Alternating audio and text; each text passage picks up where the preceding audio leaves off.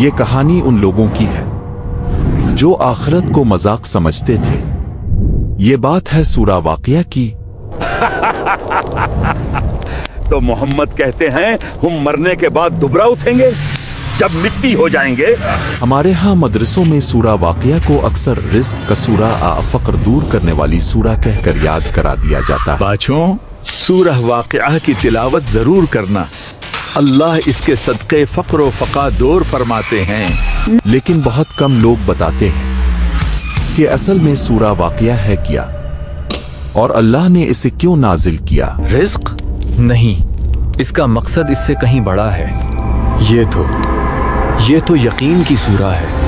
قریش اپنی دولت، اپنی طاقت اور اپنے رتبے پر بہت گھمنڈ کرتے تھے۔ اللہ نے انہیں یاد دلا دیا کہ یہ سب فانی ہے، اصل حساب تو ابھی باقی ہے۔ یہ سب میری عقل مندی ہے، میرا مقام ہے، کون سا حساب؟ تو پھر سورہ واقعہ کیوں نازل ہوئی؟ کیا تھا اس کے پیچھے کا واقعہ؟ اور مکہ کے سردار آخرت کا نام سن کر مذاق کیوں اڑاتے تھے؟ آخرت؟ کس نے دیکھی ہے آخرت؟ یہ سب کہانیاں ہیں۔ اور کیسے اللہ نے انسان کو 3 گروہوں میں تقسیم کر کے قیامت کا پورا منظر ہمارے سامنے رکھ دیا؟ نہیں، یہ کیسے ممکن ہے؟ اور یہ برابر ناممکن، یہ پاگل پن ہے۔ لیکن سب سے اہم بات یہ ہے کہ یہ سورہ 1400 سال پہلے نازل ہوئی۔ آج ہماری زندگی میں اس کا کیا کردار ہے، یہی ہم اس ویڈیو میں سمجھیں گے۔ اتنا سب کچھ، لیکن کیا یہ کافی ہے اس سب کا؟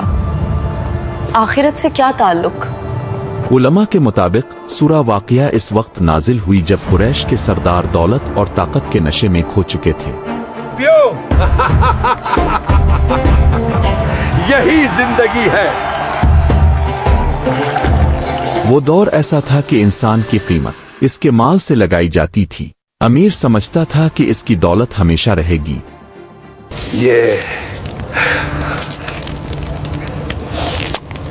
یہ ہمیشہ میرا رہے گا، ہمیشہ۔ اور جب ان کا غرور حد سے بڑھ گیا تب اللہ تعالیٰ نے انہیں جھنجھوڑنے کے لیے سورہ واقعہ نازل فرمائی۔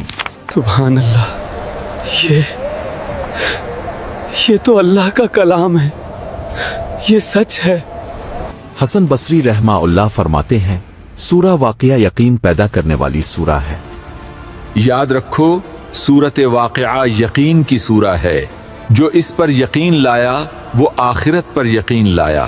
چلیے اب اس سورہ کو ایک آسان، خوبصورت اور جذباتی انداز میں سمجھتے ہیں۔ اللہ کے نام سے جو بڑا مہربان نہایت رحم والا ہے۔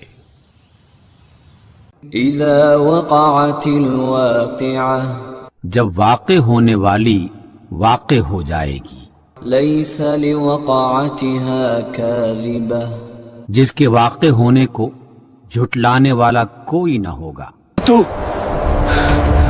تو یہ سچ تھا۔ انہم كانوا قبل ذلك مترفین، یہ وہ لوگ ہوں گے جو اس سے پہلے خوشحال تھے۔ وَكَانُوا يُصِرُّونَ عَلَى الْحِنثِ الْعَظِيمِ، اور گناہ عظیم پر اصرار کرتے تھے۔ نہیں، میری حکومت، میرا تخت۔ اور جو متقی لوگ دنیا میں کمزور سمجھے جاتے تھے انہیں بلند مقام دیا جائے گا۔ الحمدللہ، یا رب، یہ میرے لیے۔ اللہ فرماتے ہیں، اس دن تم 3 گروہوں میں تقسیم کر دیے جاؤ گے۔ میرا بیٹا نہیں، ہم کہاں جا رہے ہیں؟ پہلا گروہ اصحاب مشمہ، بائیں ہاتھ والے، جنہوں نے اللہ کے حکموں کو نظر انداز کیا۔ ہٹو یہاں سے، زندگی ایک ہی بار ملتی ہے، عیش کر لو۔ ان کے لیے وَأَصْحَابُ الشِّمَالِ مَا أَصْحَابُ الشِّمَالِ، اور بائیں بازو والے بائیں بازو والوں کا کیا پوچھنا. فی سموم وحمیم، گرم ترین ہوا اور کھولتے ہوئے پانی میں. پانی پانی یہ ہوا. دوسرا گروہ اصحاب یمین، دائیں ہاتھ والے عام مومن جن سے غلطیاں ہوئیں مگر توبہ کر لی. یا اللہ مجھ سے غلطی ہو گئی، میں کمزور پڑ گیا، مجھے معاف فرما دے، تیرے سوا کون معاف کرے گا. ان کے لیے کانٹوں سے پاک باغات اور سکون بھری ٹھنڈک. سبحان اللہ، یہاں تو کانٹے بھی نہیں ہیں، کتنا سکون ہے. تیسرا گروہ سب سے خاص جو ہمیشہ آگے بڑھنے والے تھے. اللہ اکبر، دین کے لیے سب کچھ قربان ہے. یہی لوگ اللہ کے مقرب بندے ہوں گے، آخرت کے حقیقی کامیاب لوگ. اولئک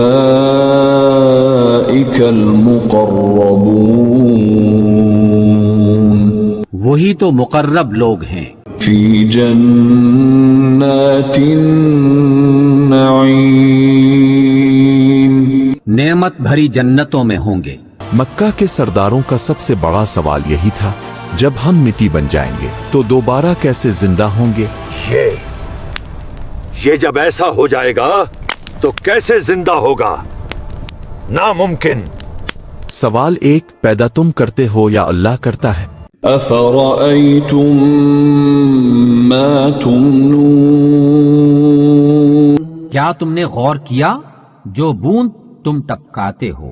اانتم تخلقونه ام نحن الخالقون، کیا تم اسے تخلیق کرتے ہو یا اس کے بنانے والے ہم ہیں؟ ایک پانی کے قطرے سے اتنا خوبصورت انسان، یہ میرا کمال نہیں، یہ رب کا کمال ہے. سوال دو، کھیتی گاتے تم؟ اس کا درخت تم نے پیدا کیا ہے یا اس کے پیدا کرنے والے ہم ہیں؟ یہ آگ اس لکڑی کے اندر کس نے چھلا دی تھی؟ وہی ذات ہے. اللہ پوچھتے ہیں، اے انسان، جو ذات تمہیں پہلی بار پیدا کر سکتی ہے، کیا اس کے لیے تمہیں دوبارہ پیدا کرنا مشکل ہے؟ اگر یہ سچ ہے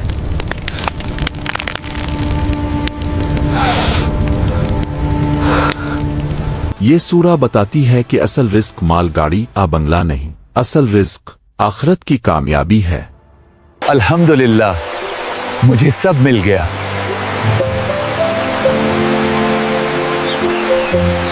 آج ہم بھی ان مکہ والوں سے بہت مختلف نہیں ہیں. ہمارے مقاصد کیا رہ گئے ہیں؟ ڈگری، جاب، گھر، سٹیٹس. فائنلی اب بس ایک اچھی جاب اور بڑا گھر چاہیے، لائف سیٹ ہے. سورہ واقعہ ہمیں یاد دلاتی ہے، یہ سورہ بلند بھی کرتی ہے اور نیچا بھی. تمہارا کام بالکل پسند نہیں آیا، تمہیں نوکری سے نکالا جاتا ہے. ہو سکتا ہے آج آپ کے پاس بہت دولت ہو، مگر اگر قیامت کے دن نام اصحاب مشمہ میں آ گیا تو سب سے زیادہ رسوا ہم ہی ہوں گے. نہیں، بائیں ہاتھ میں نہیں. سورہ واقعہ ہمیں ایک سوال پوچھتی ہے، اپنا گروہ خود چنیں. آپ کس گروہ میں ہونا چاہتے ہیں؟ الحمدللہ، کامیاب ہو گیا، میں کامیاب ہو گیا. ہمارا مقصد یہ ہے کہ قرآن کو اتنا آسان اور دلچسپ بنا دیں کہ ہماری نسلیں اسے خوشی سے سمجھیں. دیکھو بیٹا، قیامت کا مطلب یہ ہوتا ہے. اللہ ہم سے یہ کہہ رہے ہیں. میڈیا کی طاقت ہمیں معلوم ہے، پھر ہماری اپنی اسلامی میڈیا موجود کیوں نہیں؟ یہ وقت ہے زمانے کے ساتھ چلنے کا، تاکہ جب آپ آخرت میں اللہ کے سامنے کھڑے ہوں تو شرمندہ نہ ہونا پڑے.